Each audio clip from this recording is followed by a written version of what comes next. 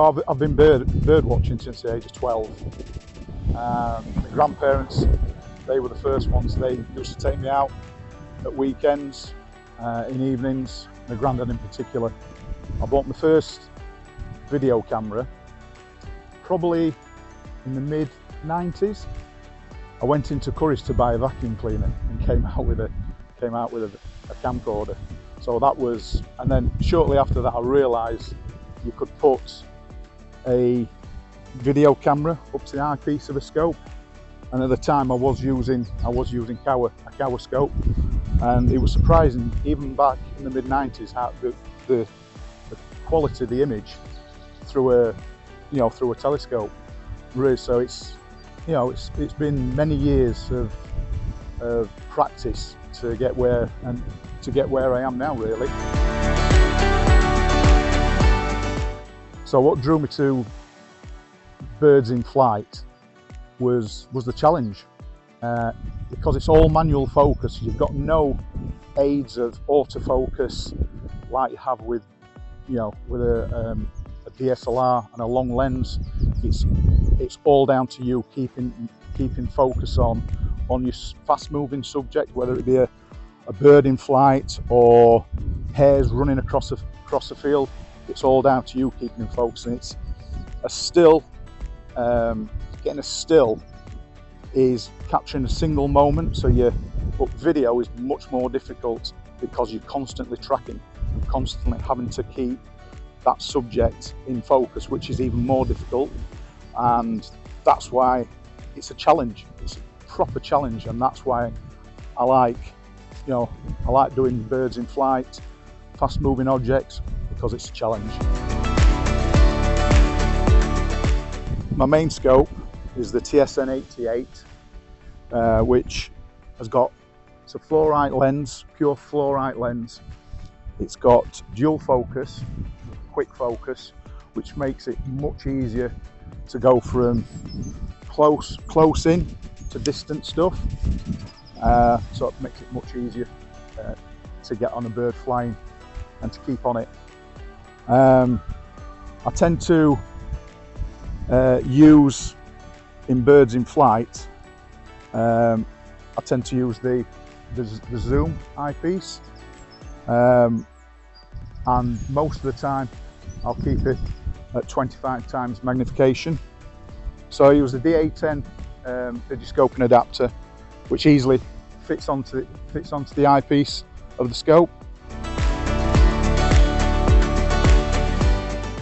So my camera of choice has been for many years, it's been Micro Four Thirds Panasonic Lumix. I'm currently using a GH5. They're great cameras because they have a crop factor of 2. What you're seeing is doubled in the camera, so it gives you more focal range, so it gets you closer to your subject.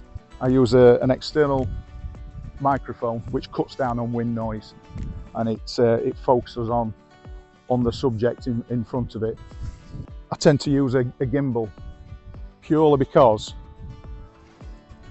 it's much smoother,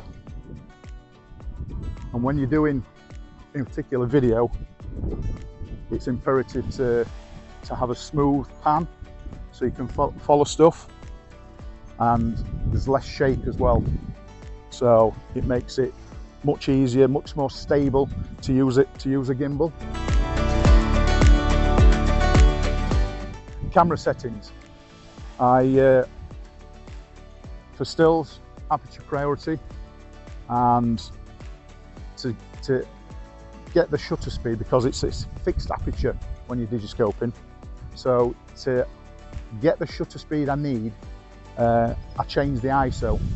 So you up the ISO and you get a faster shutter speed. So when I'm doing birds in flight, I tend to have a higher ISO, but also as well, you've got to consider if you're tracking a bird in flight on a bright sky, you need to up the exposure compensation just to bring that dark bird against a white background to bring the exposure right on it. So you've got to You've got to really think about your exposure.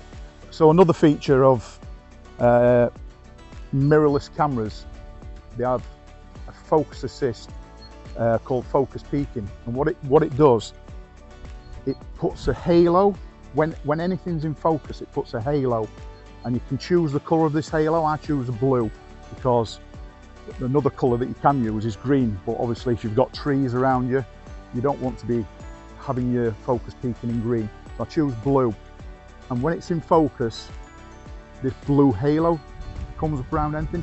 So if I'm tracking anything in flight, I'm wanting to keep that blue halo around my subject, and when I see that, I know that it's in flight. And everything that I do, I use is manual focus.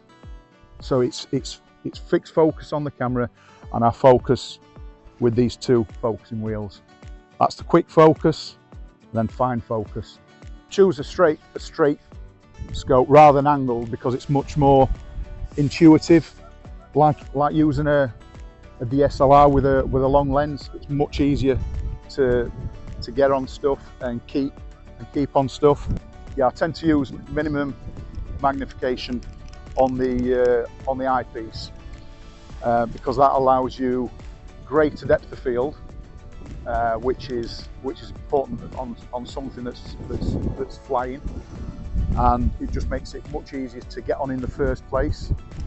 So, you know, I do use zoom, and it's a brilliant zoom.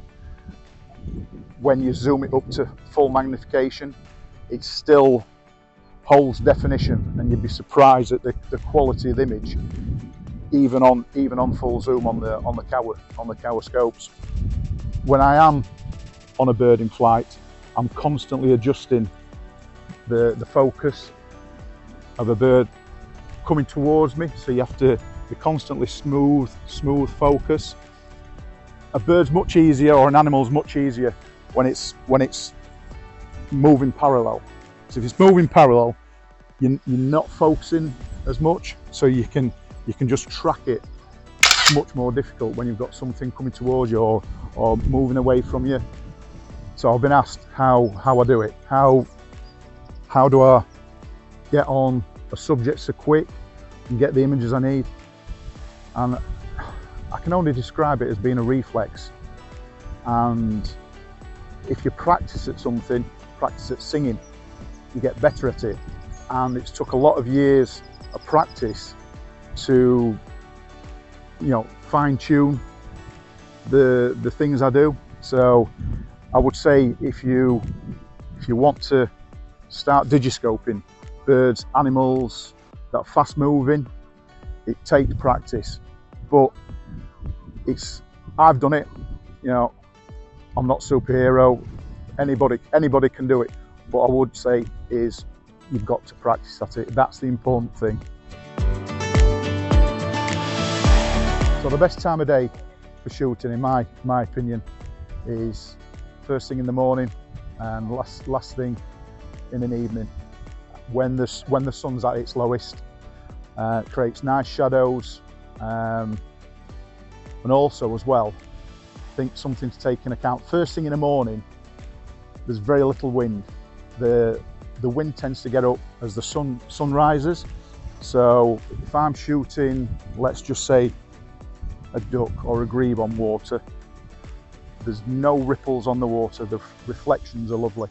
Them reflections die as the wind gets up because it creates ripples. So that's another advantage, not just the light, you've got the lack of wind, which allows you to have some really nice reflections on the water. So yeah, mornings, preferred time of day. Evenings, you know, great time of day. Around midday, on a sunny day, the light is harsh, creates bright images that just don't look as contrasty. It's nice, but early in the morning, you've got the contrast there. Midday, no, I tend to stay away if I can from midday. The beauty of digiscoping is you can shoot subjects which are further away than what a guy with a long lens and DSLR would be shooting at, but with the distance becomes, on a warm day, you've got the heat haze. So if you shoot first thing in the morning, you don't tend to have that shimmer of heat haze. So that's another advantage of shooting first thing in the morning. One of my most memorable images is a digiscoped butterfly. Now, I didn't actually use a telescope for that image. I used a pair of binoculars. And what I did, I took the camera and I placed it up to the eyepiece. I still focused using the focusing wheel on the binoculars. But to get a butterfly in flight, manually focused, it was a challenge. You know, and like I've said, yeah, I love the challenge. Another memorable image is of the black-browed albatross that turned up at Bempton Cliffs, RSPB. Now, albatrosses are just iconic seabirds, and it was one of them birds I always wanted to see. Never thought I'd see one bit, you know, they live in the southern oceans.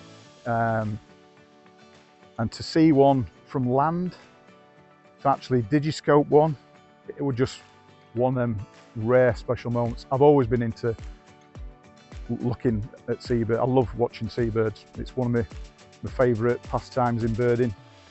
So to capture that shot, and it was a special moment. And I was one of many people watching this bird, and it flew past us no more than 25 feet, 30 feet in front of us, and everyone just like leapt up and just like enjoy at seeing this special creature at such close quarters. So yeah, that was just a really special moment. I always say to people, if you want to start out digiscoping, use your phone. Buy an adapter. Kowa do adapters for their scopes, and everyone's got a mobile phone these days. And the quality of the image you get with mobile phones is getting better and better. Every year a new phone comes out. So I would say it still takes practice, but set up in your back garden, put feeders up, put perches up, bait them, you know, bait them with food, and just practice with your phone.